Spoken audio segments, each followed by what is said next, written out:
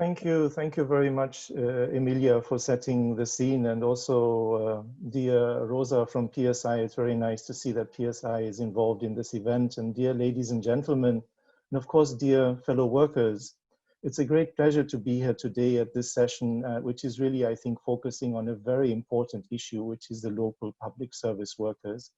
I'd also like to take this opportunity just to send the apologies and also to convey the best wishes from Maimuna Mohammed Sharif, the Executive Director of UN Habitat. She usually sits here at this juncture of this session, and she's actually very keenly following up on these sessions. So it's very unfortunate she can't join. From UN Habitat, of course, the perspective is that we feel that many of our most essential services are provided by public service workers. Urban basic services such as water, sanitation, solid waste management, and transport, we feel are the lifeblood of our urban systems, providing the underpinnings for an active and healthy life in our cities. These services are also critical in stopping the spread and lowering the impact of COVID-19. Behind them all of these services are the women and men workers who do their jobs every day out there.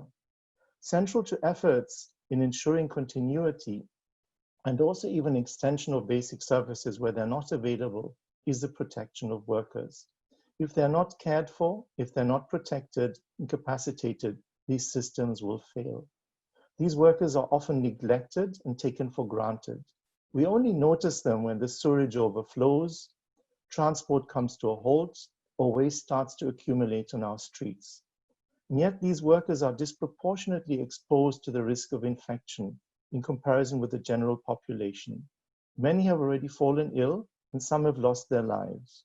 For example, the New York's Department of Sanitation in April confirmed that they had 354 cases of COVID-19 amongst members of their workforce, and unfortunately one death. The option of working from home or stay at home does not exist for these frontline workers. In low and middle income countries, where waste collection and public transport services is largely informal, it is actually difficult to assess the impact of COVID-19 on public service workers. However, there are many factors that increase their risk, such as the lack of protective equipment, overcrowding in public transport, and poor waste supply and sanitation to ensure basic hygiene. Many workers live in overcrowded conditions in slums and informal settlements, where most guidelines to prevent transmission of COVID-19 are nearly impossible to implement.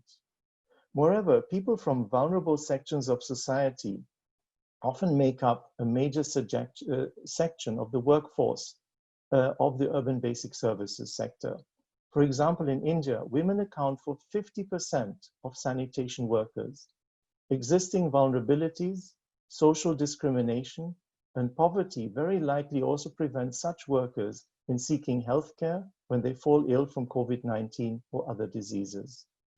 In this context of the critical nature of services provided by basic services workers and their general marginal status in society, UN Habitat would like to offer some recommendations.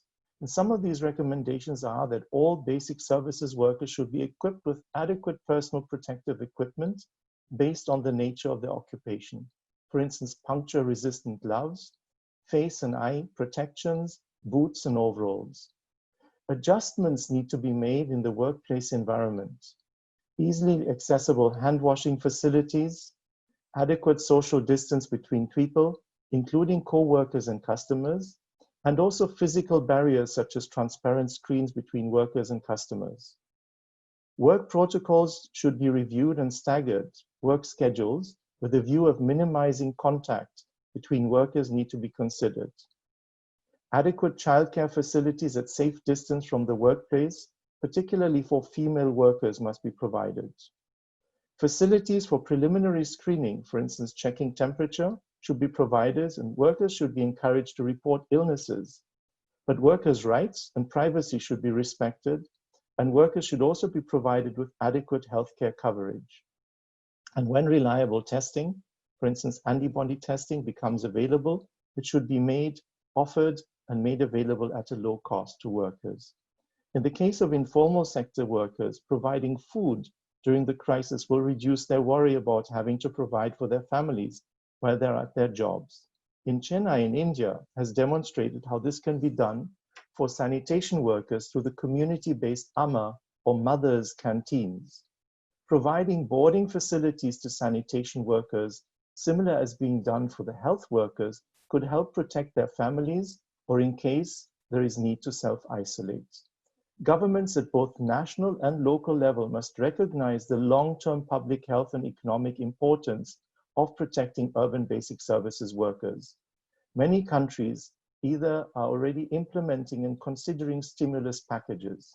National and or local government resources will be required to implement these measures I've outlined above. And government should therefore budget for these in their stimulus packages. This will protect workers and help ensure continuity of these essential services. Underlying these recommendations is the need to raise the profile of service workers, ensure that they're valued and recognized. They have to be paid just like we do for other health workers, and pay them their dues respect, acknowledging their importance as essential service providers.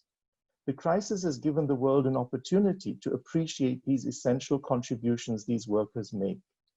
As we endeavor to build back this world after this crisis, workers need to have a more central place, and we need to ensure they're protected from infection and the impacts of the pandemic.